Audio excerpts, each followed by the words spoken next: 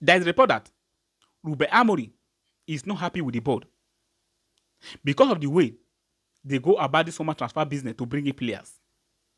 And some of those players that they bring in, they are not the same players Ruben Amorim wants at Manchester United to work with.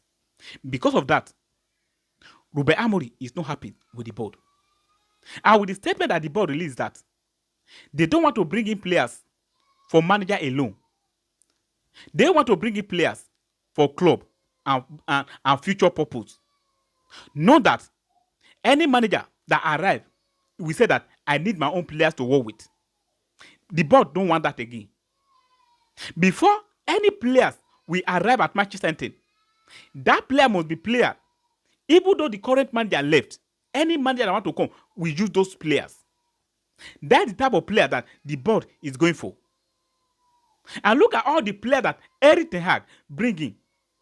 When Ruben Amorim arrived, Ruben Amorim said that those players, they are not good enough to work with. That all those players need to be sold. And they really sell all those players out.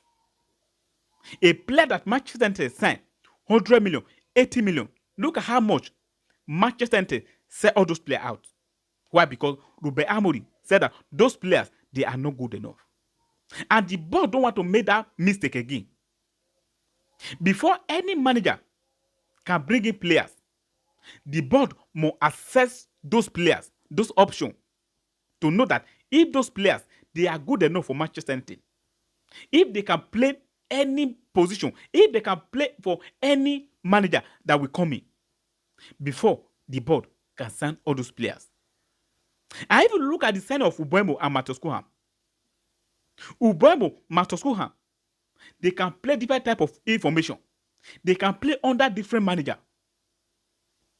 I think the board don't want to make the same mistake again they make on Erik ten Hag era, which is very good.